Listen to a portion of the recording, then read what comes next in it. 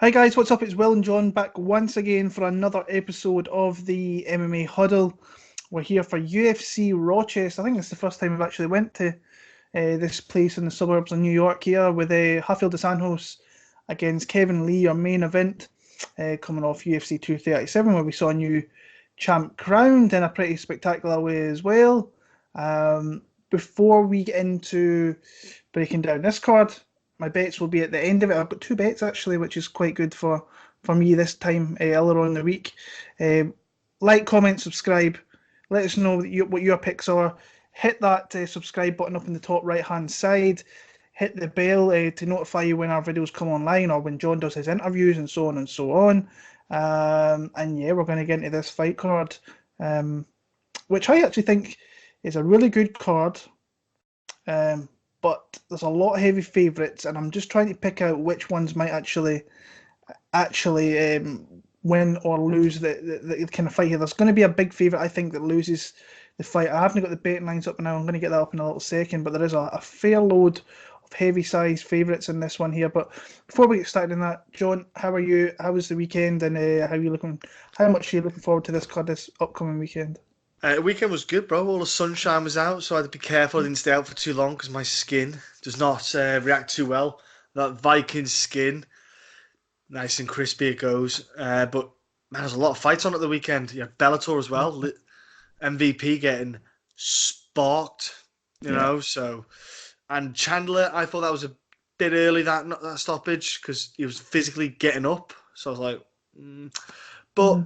You know, there was quite a lot of fights on the weekend, so it was good. It was good value, you know, for stuff. They got KSW on this weekend coming as well as the UFC card. Yeah. So there's a lot of stuff on, a lot going on right now. And what was it? Stockton against Pettis. I've not put. I was going to put a tweet out yesterday. So I don't think that fight doesn't happen. Well, Pettis has just signed a contract, hasn't he? A fight contract. So let's see who it is. He's fighting Nick Diaz, isn't he? Nate Diaz. Nate, yeah. So I just don't think Nate's going to turn up. I don't think that fight's going to happen. I really don't. I'd be surprised. That's why I'm not saying anything yet, just in case it comes back and bites me in the ass. But like you said, there was a lot of fights the weekend, and there's more this weekend. And then we've actually got a break from the UFC until the very 1st of June, I think it is, in Sweden. So, and these breaks are crucial this year because look. Schedule going ahead, there's not a hell of a lot of breaks for us, so it's full MMA, full all the time. So it's a crazy run. We've got to finish the year. Usually you get a couple of weeks in there somewhere. Not this year. They're not doing it. So yeah, we're going to get into the card. We're going to start off in the featherweight division. We're going to start off with Julio Arce facing off against Julian Erosa, and I'll let you lead off with this one, John. Not a bad featherweight matchup. I like it. I was a bit surprised with the matchup because I thought Julio should have someone maybe a little bit higher up in the featherweight rankings. I think this is a more suitable win. Definitely one for Julio to take advantage of here. I think Julian Erosa, he is a good fighter. On his back, he has a couple of threats in guard with the triangle attempts and triangle and armbar attempts. On the feet, his chin's too exposed. It's too evident that he gets hit a bit too much for my liking. I think Julio just needs to get this to the ground and go for the submission and get him out. I think he can light him up on the feet. I think he's got conditioning to get this fight done. I don't really see Julian Erosa being too much of a problem, apart from maybe standing. If the two of them just go to toe for a bit, you might see a bit of a scrap there. But realistically, on paper, Julio Arce should finish this fight. He should get a submission win or TKO on the ground and pound. I'm going submission second round. I can't really see Julian Erosa doing much else. I think Julian Erosa's a very good regional fighter, but I just don't think he's UFC caliber. I think he's just always going to be on that kind of crust. He's never just going to be able to stay in there. That's just my opinion. Yeah, everything you said, I was nodding my head and agreeing there. I think it's a little bit of a weird matchup, personally. I think Arce's got a very high ceiling and can be very close to a ranked fighter, I think, in that division with the right type of matchups. Julian Erosa, in my opinion, is just not UFC caliber. So I think Arce just absolutely beats him in every facet of the game here. I think that Erosa leaves his chin exposed. I think Arce's got very, very good technical boxing, striking, mixes it up well with his combinations. He's got a great ground game as well. super tough, comes from a great camp at Tiger Schulman's. This is a layup win in my opinion, and I know he is a massive favourite looking at the betting lines now. I bet him in a parlay, but he's minus 570, so he's a big underdog. Wow. I actually think he should be higher. Yeah. I don't give Erosa much chance unless he catches him with something, but I'm going to go Julio Arce, first round TKO on the feet. I think he just catches that exposed chin and puts him down. So yeah. This is the matchup that's interesting me. I had a pretty strong feeling about this one last week. Zach Cummins facing off against Trevin Giles. Last week, I was on the verge of laying some money down on Trevin. And over the weekend, I kind of looked into it a little bit more, and my kind of feelings kind of changed. And I don't know why, because he looks a really good, solid kind of prospect in the fights we've seen him in the UFC, and we've kind of seen him mix up in his first fight. I think that was a late kind of fight added to a card, and it was at 205, so he was never ever going to stay at that division. He was too small for it. Got takedowns, beat James Boknovic there. Then he got Brago Neto in his next fight, who just showed a lack of even defending anything with his chin. He just kept his and just took everything. I'm looking at everything that Trevin Giles threw at him. He kind of ate it, and you could just see he had like no head movement, no striking defense, no nothing. And that was good from Giles, but to be fair, Brago Neto was coming off like a 3-year layoff. Yeah. And he only had one way to win that fight, was getting it to the ground. And he did get it to the ground a couple of times. Didn't really do much with it. Trevin Giles just boxed him up pretty comprehensively, and kind of beat his ass, got a third round TKO there. Now he's facing, this is definitely his hardest fight of his career. He's against a veteran of the UFC. He's been around for a long time. He's fought like down at welterweight. He's had to make that big drastic weight cut down there. Now he's moved back up, and I definitely think he gives away the speed advantage here. I think he's definitely slower, a couple of steps slower actually. But this is the big fight for Giles for the simple fact it's just a step up, and he's against a tough guy who's been around the UFC for what I want to say 5-6 years maybe.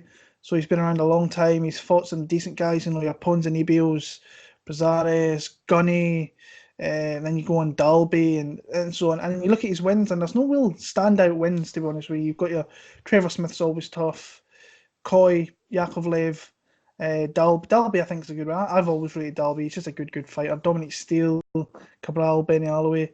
And I think in this match he's going to give some problems to Trevin Giles, because I think that Giles definitely has he's got the cleaner striking advantage. I think he could potentially get the fight to the ground, although I think Cummins is quite hard to get down in some certain situations. I just think that Trevin Giles is going to be in for a fight here, and I'm kind of willing to go with Zach Cummins in this one here. So I've kind of changed my kind of pick from last week. I was pretty much in on Trevin Giles when he was an underdog actually, and now that he's flipped. I think he's a minus 155 favourite. So Zach Cummins is now the underdog. I think it's going to be a close fight. I think Cummins is going to really fight him close, and I just think he's going to get probably a split decision win. So I'm going to go Zach Cummins for the W there. Nice. Okay, I'm going Trevin, man. Speed is one thing I got it. One thing that stood out to me, man. It's that jab. Yeah. That jab is dynamite, man. And I don't see a lot of head movement from Zach Cummins. Now, his striking has evolved over the past couple of years. Him and James Krause obviously doing a lot together at Glory MMA, and they do a lot of work together. I think it's Glory MMA, isn't it, the gym? I believe it is. And he has developed. He has got a good pop in his left hand. He has got, from that southpaw stance, he has got a good strike. But, man, I just think Trevin's going to be a nightmare with that jab. I think he's going to be able to keep Zach on the end of it. He showed good defense on the ground when Neto had him down, because let's be honest, even though Neto had that 3-year break, he wasn't a bad jiu-jitsu practitioner. Just because he had a 3-year break, he was still like a champion jiu-jitsu practitioner, still a dangerous man. I think if a lot of guys got on the ground with Neto, he'd probably secure something to finish it. So I like the fact that he showed a bit of calmness, a bit of maturity on the ground. So I wouldn't be surprised if Zach gets it down. But I think Trevin should be okay. I think size-wise, Trevin won't be too worried. I think, for me, I just think that Trevor Smith is a good matchup for Zach, because Trevor Smith's not the best middleweight. He's just one of the guys in the middle of the road. I think for Zach, though, speed's going to catch him out here, which is weird to think that a guy coming down from light heavyweight to middleweight is going to be faster than him. But, man, I've got Trevin,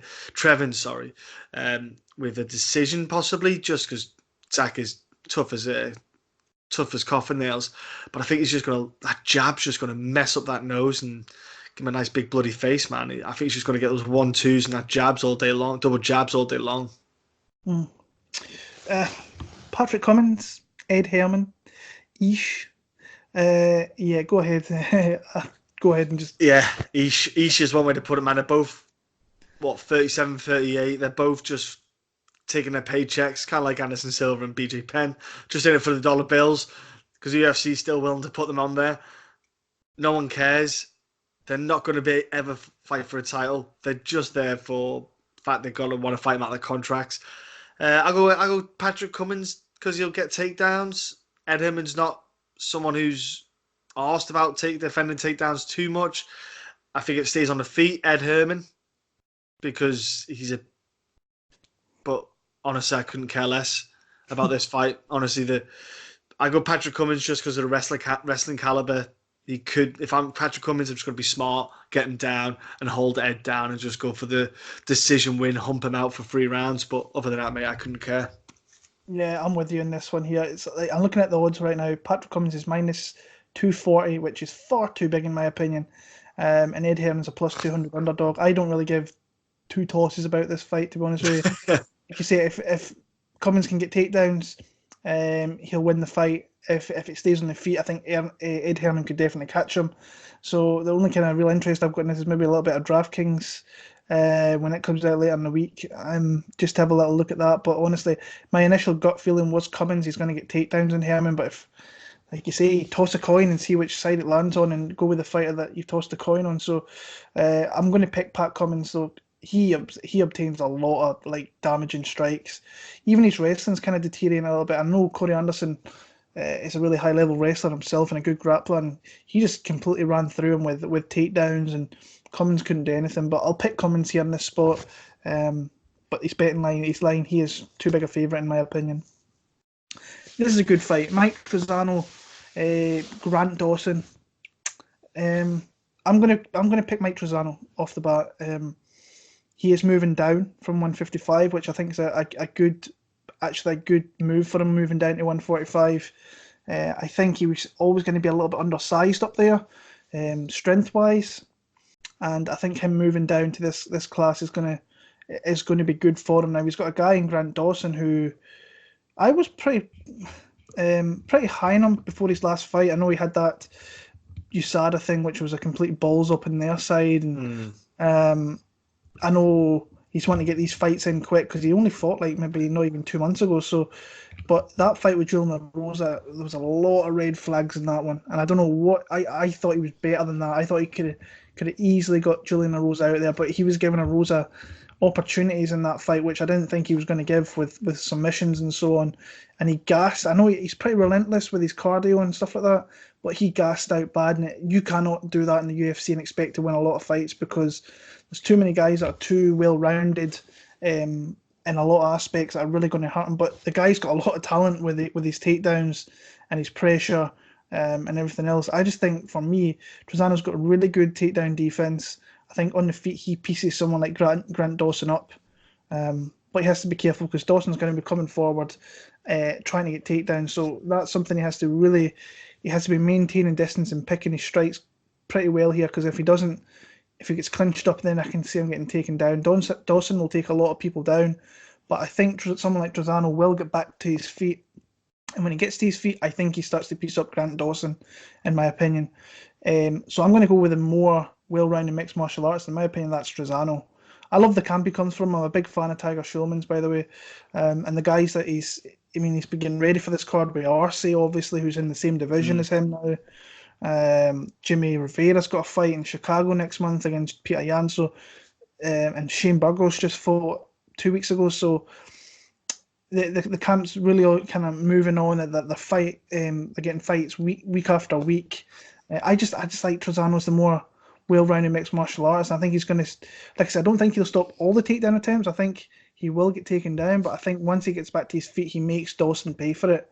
And then I think his durability is far better than what Dawson says, and he'll win the decision here. But it could be close. I like Trizano, though. Yeah, my only qualm about Grant was he's letting guys get up. He's getting them down, but they do get back up. And that's my worry. It's like, it's all good making that effort to get them down because he puts a lot of effort to get people down as well. That was the only worry. You know, you could put all that effort in, but they're just getting, if they're coming up after 10 seconds, what have you achieved? You know, you just gashed yourself out for nothing really.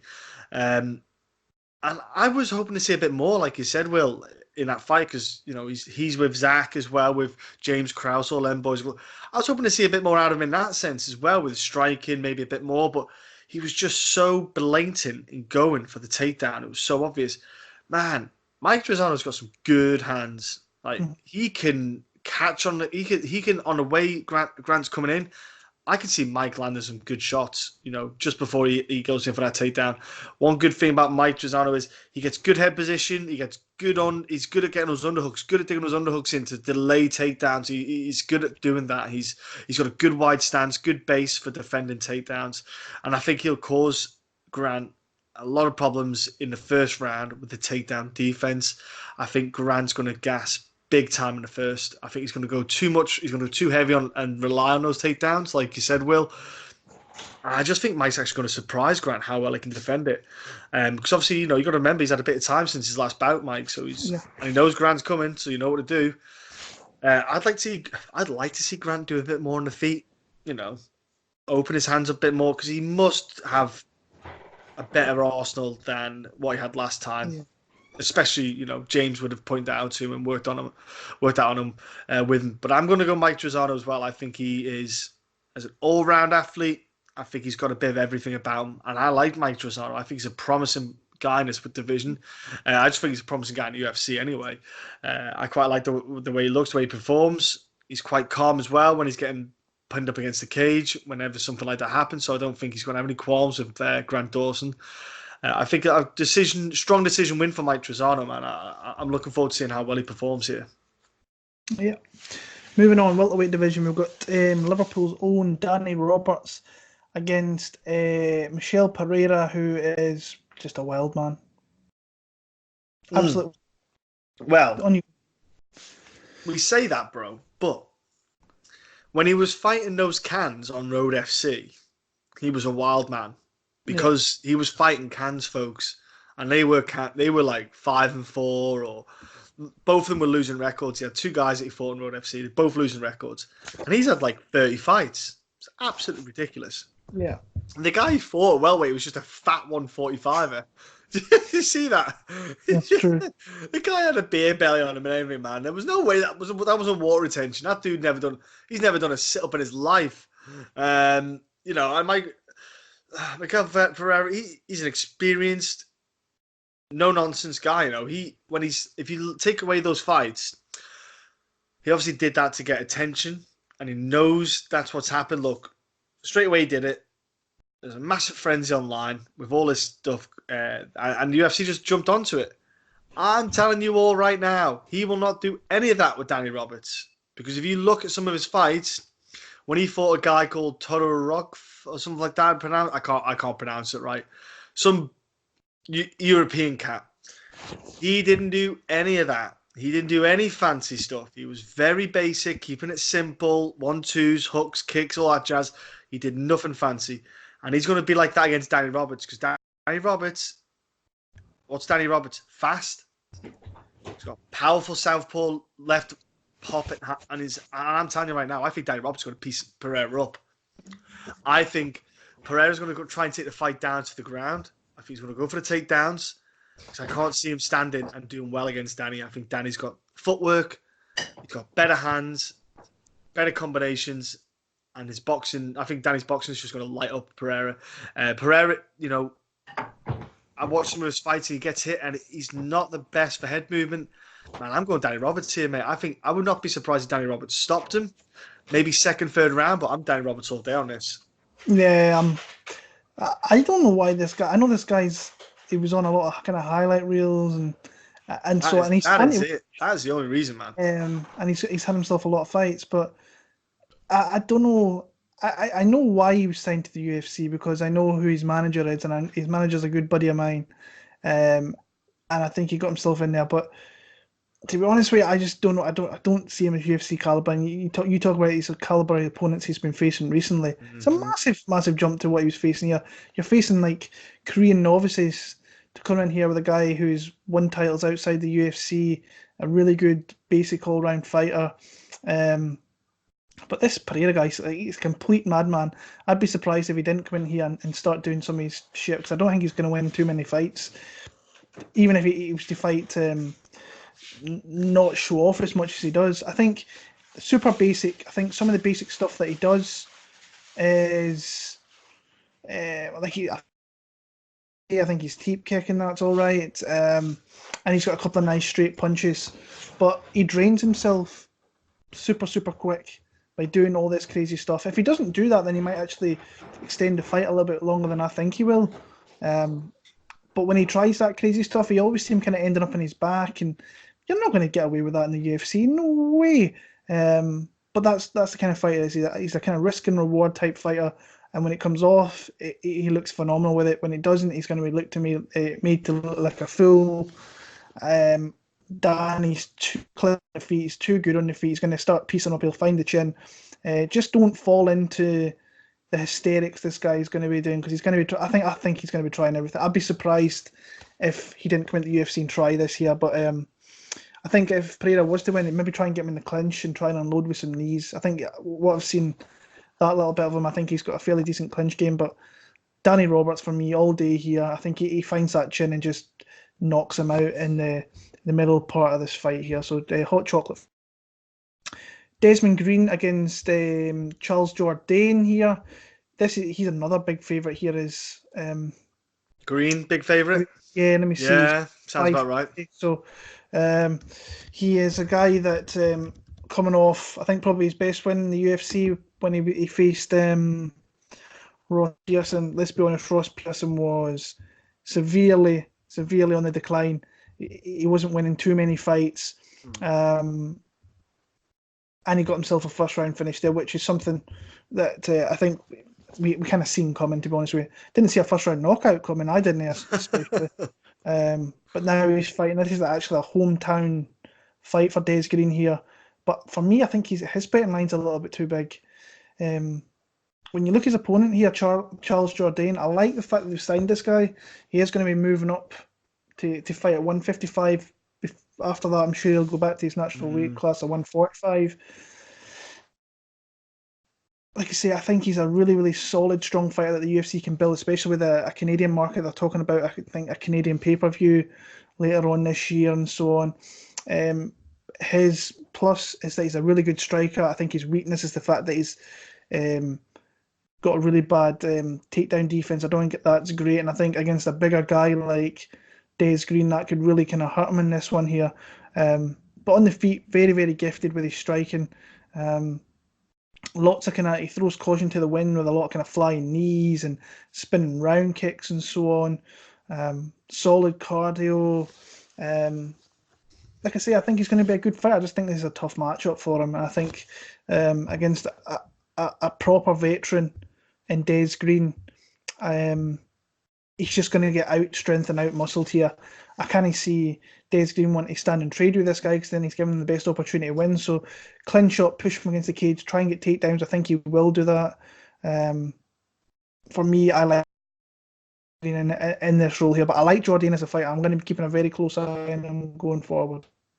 Yeah, that's my only problem as well, bro, with Charles, is his takedown defense is really poor. Like he previously had a title bout in TKO and just got manhandled for 5 rounds. It was just painful because he couldn't get up, wasn't doing any real great submission attempts, didn't really have any sweep attempts. I saw a lot of restrictions on the ground, and I was like, dude, you need a better game if you're going to mix in the UFC. And they put him against Desmond Green, who, if you watch Desmond Green, forget the Ross Pearson fight, because he's a wrestler. That's what Desmond Green is. Like, he's got a found love for the striking because of the wrestling kind of in his back pocket. And obviously he's working with Henry Henry Hoof. So he's working with those killers all the time. He's worked with the likes of Johnson, Rockhold, Lawler, all them boys. So he's got a bit of confidence in striking, man. But like you say, Will, I think if you're green, you just got to be smart. Just get it down. Do what you do best. Wrestle. And this kid, Charles, I don't care how much he's been training, drilling takedown defense. It's not enough time to get the information you need really to stop Desmond Green getting you down. I can just see a dominant win for Desmond Green, man. I'm going decision win for Desmond. Easy, 30-27. I think Charles has got a lot on the feet. He has got a lot of exciting stuff about him, but man, I'm just worried that if he goes down at 145, maybe they give him Julian Erosa next. If this Julian's just an idea. You know what I mean? But yeah, Desmond Green all day, bro. It's just as simple as that, man. I just can't see what Charles is going to do to stop the takedowns because he's not done it outside the UFC against guys who aren't as good as him, as good as Green. So how's he going to stop Green? I don't know. It's a simple game plan, man. When you look at it, it's a pretty simple path to victory for Green. It's whether he can kind of execute here. But like I said, I do like this Jourdain kid. I'm going to be keeping an eye on him going forward. Moving on to the last fight, the prelims here, we've got Aspen Ladd against Sijara Eubanks in a rematch of a couple of years ago in Invicta. Yeah. How do you see it going? Yeah, Aspen Ladd all the way. I just don't see... She's strong as an ox. That girl is so strong. But her conditioning is way better than Sijara Eubanks. I think Sijara Eubanks hasn't got great condition. I know she's going up to 135 because she couldn't make 125, even though she proclaimed she could. Said she was going to fight Shevchenko, and she ran her mouth a lot. And one of the big factors why she probably can't make 125 isn't Eubanks like 34 years old or something like that? She's old. Let's be honest. She ain't no spring chicken. So that's one of the reasons why she's probably not finding it that easy to get 125 again. Aspen Ladd, not a kid. And think about when they last met up, Aspen Ladd is way better than she was then. Like, way better. Aspen Ladd has improved. She's still young as, I think, what was that? Gosh, they're going back to two years ago they competed against each other. Yeah. And Aspen Ladd won the decision there. I just don't see any other way. I just think Aspen Ladd can be the aggressor with the striking coming forward and get the takedown and just get on top. I don't think Eubanks is going to be strong enough to get Ladd down or keep her down. And I think Eubanks, if she does go for that takedown grappling kind of game, I think she'll gas a lot quicker than the Roxanne Modafferi fight. Because I think Ladd will just A, stop the takedowns, or B, delay the takedowns with the underhooks battle. And just that grappling, I think Ladd can just grind her out. And I think I'm going to Aspen Ladd, if not a decision, a late TKO on the ground, maybe with ground and pound. Because Ladd's just grown and grown and grown. And she's that quiet one in the bantamweight division as well. She's just creeping up that bantamweight division nice and quietly. I don't see any problems for Ladd in this fight. I was trying when I looked into this, I was thinking, right, where can Eubanks really maybe make the difference in this fight that she couldn't do the first one? And the first fight was, you definitely see it. Some people have said that Aspen Ladd lost that fight. I'm like, you shouldn't be watching the same fight as I am. But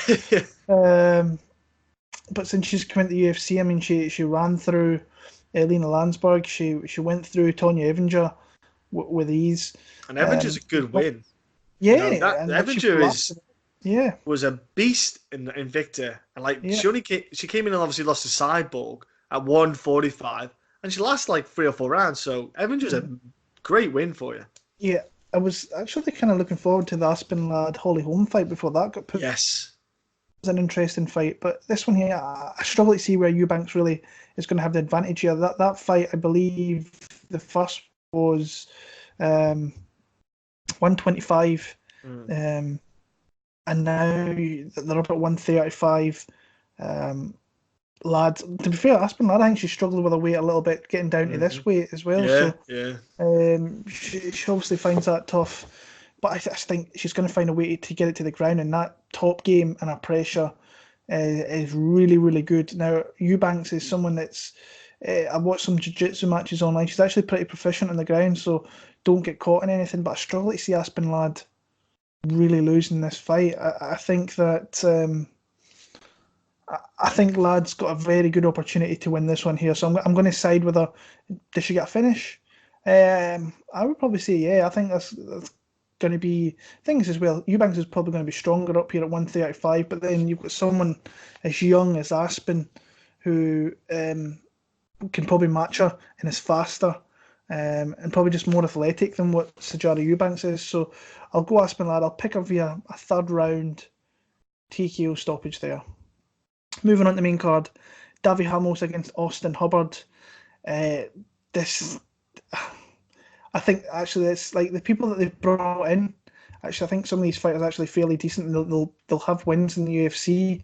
I just think they're getting matched up with really tough guys right now. And when I look at Austin Hubbard against Davi Ramos, the only thing that I think his biggest strength is his cardio. The guy can push a serious pace. I think he did it in the LFA. 5 rounds, you see him really, really push really hard there. What I noticed was that he's got really good leg kicks, good job of kind of mixing up all his strikes, but he's a grinder by trade, and I just don't see him grinding out someone like Davi Ramos. I think in every aspect of the game, your big aspects, your striking, jiu-jitsu especially, his grappling, I think that Davi Ramos is just steps ahead. And maybe the only thing here for Ramos here is if he maybe doesn't take this guy seriously, this guy can maybe come in here and start to push it on him. But he is a very good fighter once he gets to the mat, but he's against a guy here in Ramos who is absolutely elite down there, and his top pressure, his top positioning is incredible.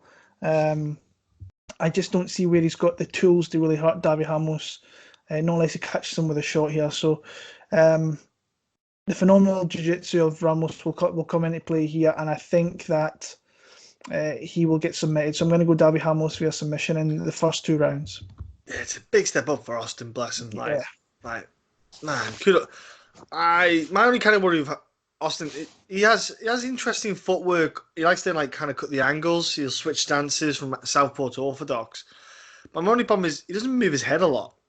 So he'll move his feet, but his head doesn't. There's not a lot of head movement on him. So Ramos, big overhand, bang, shoot for the takedown, win-win. I truly believe that Ramos is going to go in for a quick takedown and early on, and I think he'll get it. And oh my gosh, his back take is insane. It's disgusting how quick that dude gets it. And he is short, just like a small bundle of... He's like a Palhares, just a bundle of power. Just a short, stumpy powerhouse. And that's what's horrible to deal with.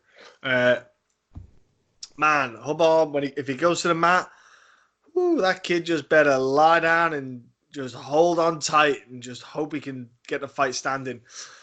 Yeah, he's okay on the feet. My only worry is I haven't seen that big knockout power from.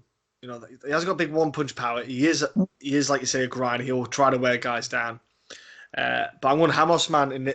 Early on, it's a big step up for him. Hopefully, Hubbard gets someone a bit more his style, more his kind of weight class. But I'm going Ramos. I'll go first round submission. I'll be honest with you. Yeah.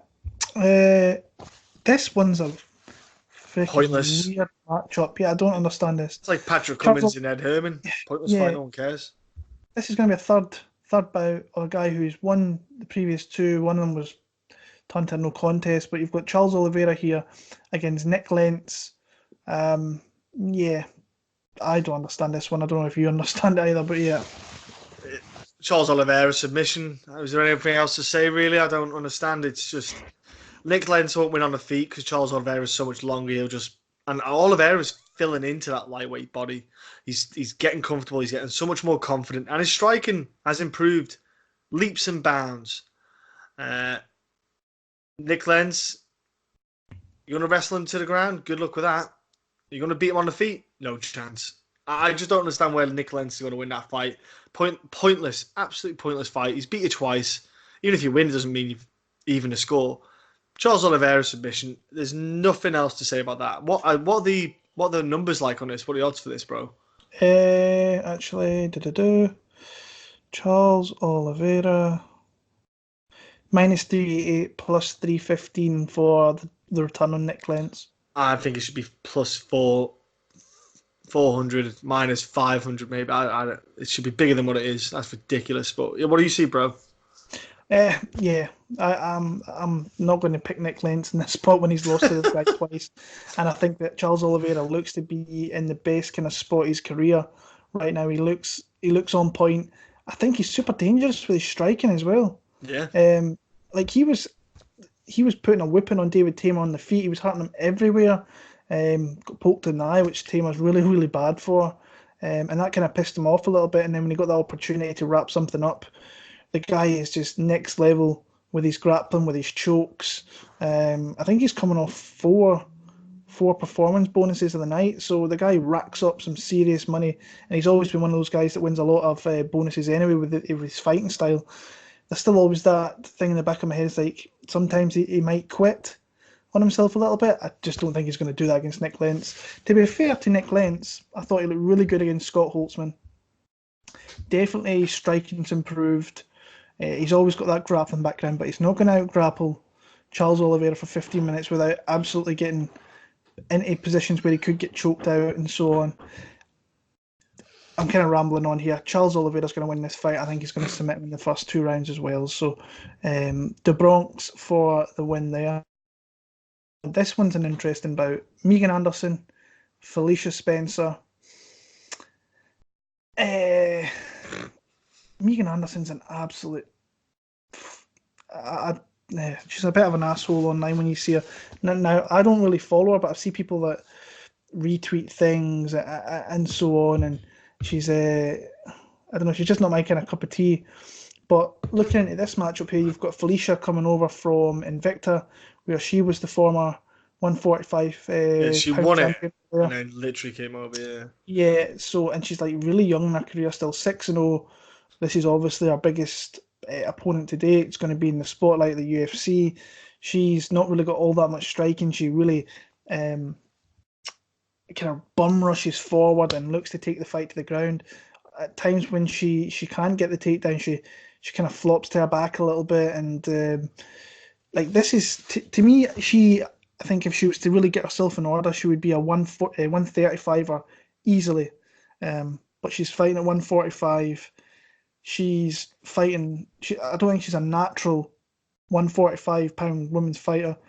Where you've got someone like Megan who's cutting quite a lot to make 140. She's a big 145er, and she's bigger in height. She's bigger in reach in this fight as well. When we talk about Megan Anderson, she's really known for sticking her big toe and catching Garner's eye. So, but I can see there's a lot of people super on Felicia Spencer here, because you know what she's going to do. She's not going to strike with Megan. She's going to rush in, try and get this fight to the ground. And she could do that because Megan Anderson against Holly Holm. Holly Holm looked like a world-class wrestler in that fight. She couldn't stuff. You've got to think that that she knows what Felicia's going to do here, and she's got to be better than she is in that fight. If she's not, then Spencer will probably get takedowns. But if this stays standing, Megan Anderson's going to piece her up. And I'm going to pick Megan Anderson to do that. I think she's improved. I hope she's improved in her takedown defense. And I think on the feet, she will just beat up someone like Felicia Spencer fairly convincingly. I think she's too big. She'll hit too hard, and Felicia will just be kind of running forward, hands out, trying to catch something, and she'll end up eating a shot and getting taken out. So I've got Megan Anderson via stoppage at some point in this fight here. Neither are that great. Yeah, like you say, Megan is just a right dick. I'll say it like I interviewed her years in Invicta, and then when she got the UFC, she turned into a dick. But the problem is, for the featherweight division's pointless now. You know, as soon as Amanda Nunes starts Cyborg, that division just gone. Like, the Cyborg train's gone, the money train's gone. The UFC have zero interest in that division. Felicia Spencer, like you say, she will drop to 135 in a heartbeat. I think she would have been better off staying in Invicta, building up a kind of striking, because that girl is even awful at bum rushing. She will literally push someone to the cage to get them against the cage to shoot them for takedowns. You can't do that. The girl she fought obviously was just clueless. She's going to get lit up like lit up like Christmas tree. You can't do that. Absolutely woeful it is. She's got a judoka background. Problem is, for a judoka background, when you want to go for an Ochigari or an Osotogari, any kind of leg sweeps like that, being a shorter person, which Felice is by quite a bit, ain't going to work with Megan Anderson, because Megan Anderson will still be able to get her legs over and around the positions that Spencer's going to go for. So you're maybe going to go for the inside leg trips, but it's very difficult to land them. I can see Megan just piecing up Felicia Spencer here, and then Megan's going to ask for a title fight, and it's going to be like, the only reason you're asking for a title fight is because there's nobody there. There is no one else around, that is why. And like the idea of her winning a fucking title is painful as it is. I would just get rid of the featherweight division in a heartbeat. And if Megan, I bet Megan is I bet she wishes now she wasn't signed to UFC, so she'd go to the PFL and go for that 155 thing. That the PFL league are clearly building it all around Kayla Harrison, which is absolutely deplorable, because I hope she gets absolutely starched in one of the fights and doesn't win. But yeah, man, Megan Anderson, but again, pointless fight. Zero interest in that from anyone else. Yeah.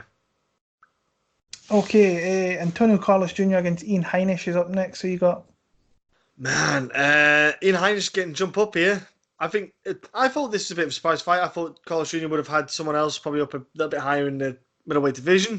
It's another surprise fight for me. Heinisch getting a little bit of a push, but I think he's going to have a bit of trouble here. Carlos Jr. is getting his groove. You know, he's starting to get into that middleweight division. Because remember, he was a heavyweight. Went down to light heavyweight and then went to middleweight. He's a big middleweight.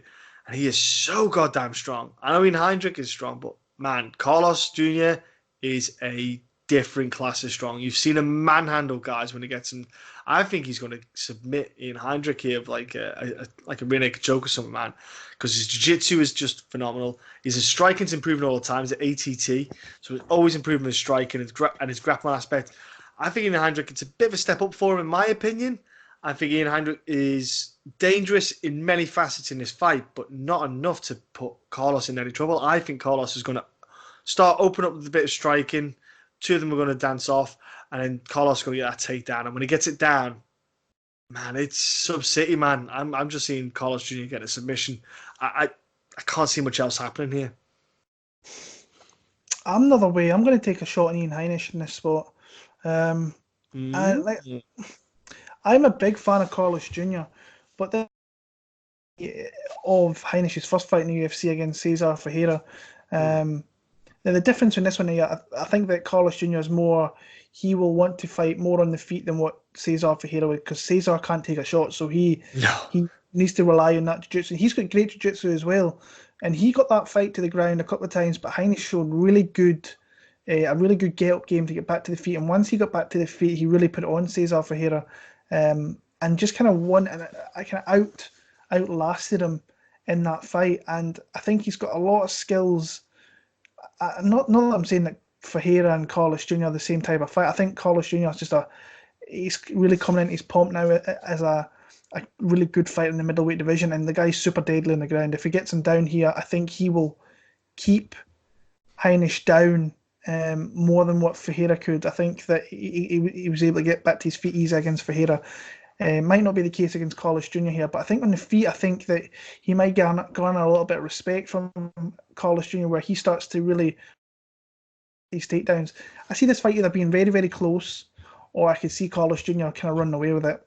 But I'm willing to take a shot on someone like Ian Heinisch. I think he's very dogged. He's a hard guy to put away.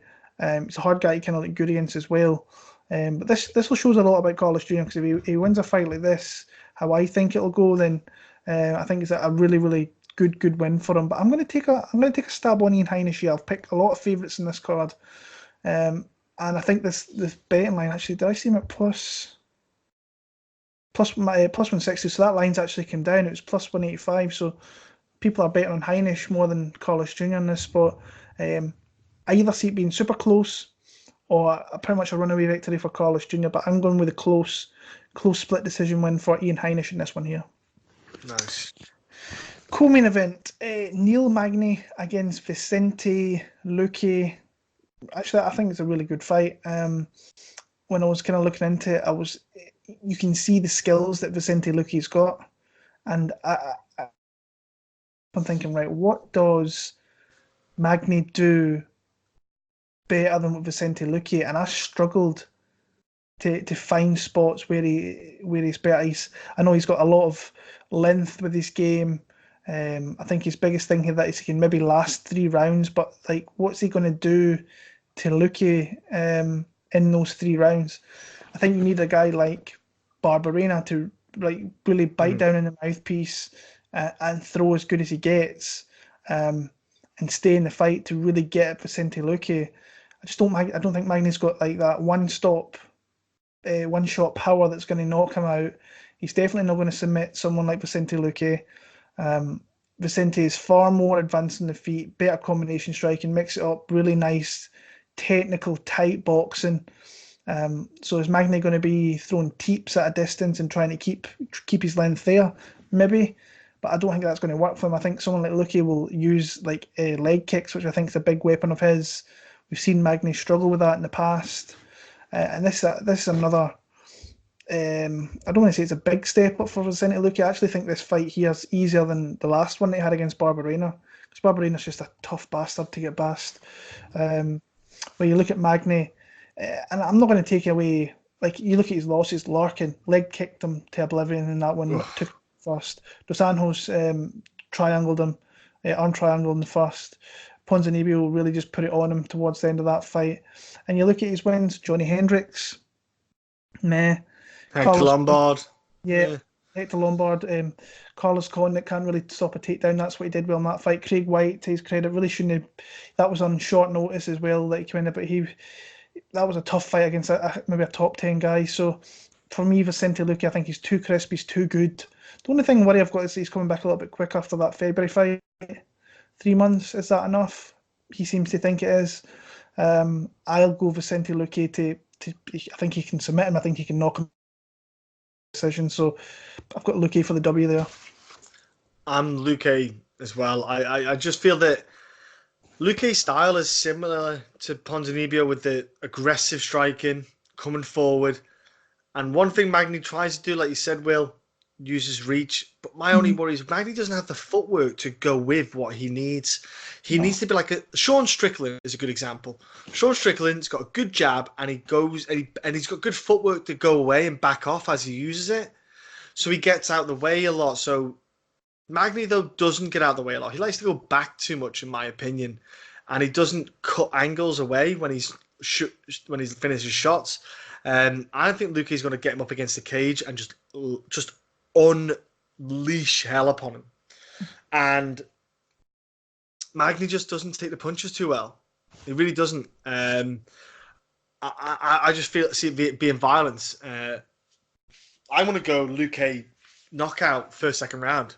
Honestly, I think Luque's just going to go in there, be the badass that he is, and just absolutely wail on Magny. And I think Magny's going to have a rough time because Magny doesn't do too well in those, like when the pressure is right there in front of him, when the combinations are flying.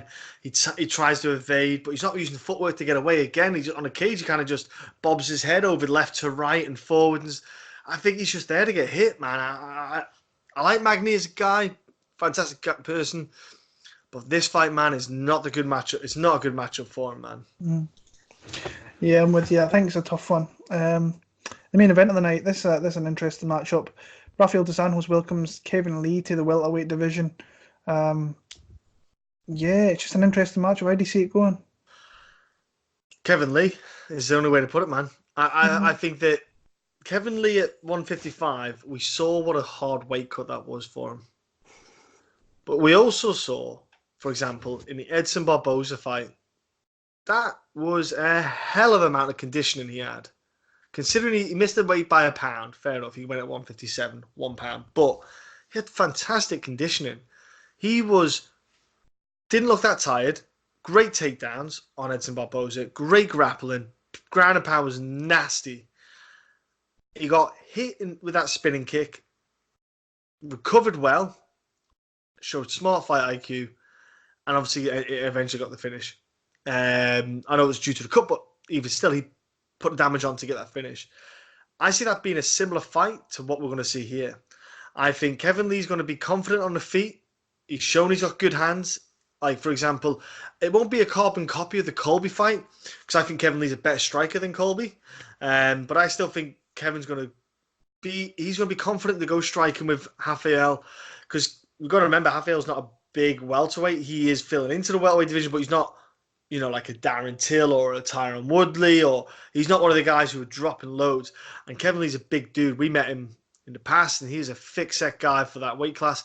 I think he's going to be able to put 5 rounds of hell onto Rafael Dos Anjos, and I think he can get Rafael on his back foot, threaten to get a couple of takedowns, and then that will open up for the striking because Rafael will have that in the back of his head then thinking he's going for a takedown.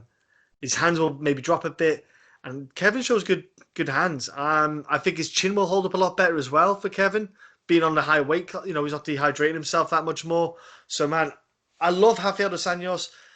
He is at the tail end. What's he, 34 now? So I think that he's had a few wars on him, Rafael. He's been around a while. I think we might see Kevin Lee and he's 26, Kevin. So he's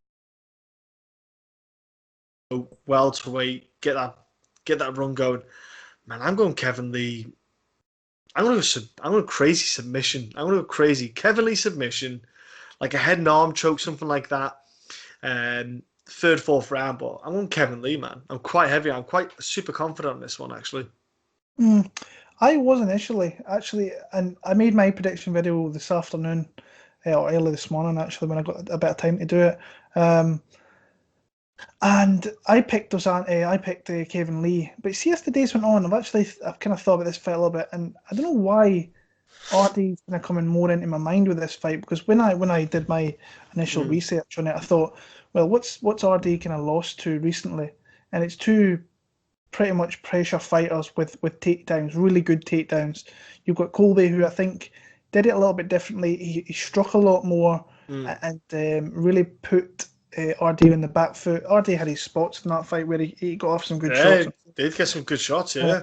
But again, he couldn't stop takedowns. No. I think it was like 7 times he got taken down in that fight, and that was enough for him to lose that fight. Because he could only land a couple of shots, and then the takedown would come. So it was when he got in that groove, Colby was smart and stopped it. Yeah. If he could have stopped a couple of those takedowns, I think.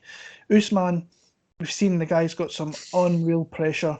And it's hard to get away from. Like the way he did it to RDA, he did it to Tyron Woodley. The guy's got superhuman pressure and he's got takedowns, and he's just a tough fighter to really get off you. Plus, he was undersized in that fight.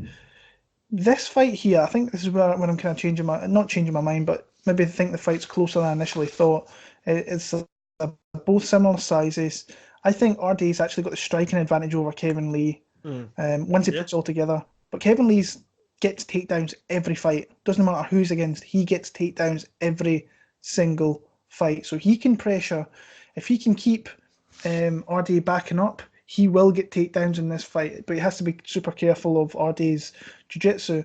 Not saying that his jiu-jitsu is super dangerous, because he hasn't showed it in the Usman fight. He never showed it in the Covington fight either. So, but he might do enough to get himself back to the feet. I always worry about Kevin Lee's chin a little bit, being hit by a good shot. I think his striking's very underrated as well. And I am interested to see him at 170. So I'm kind of reining my confidence in Kevin Lee a little bit.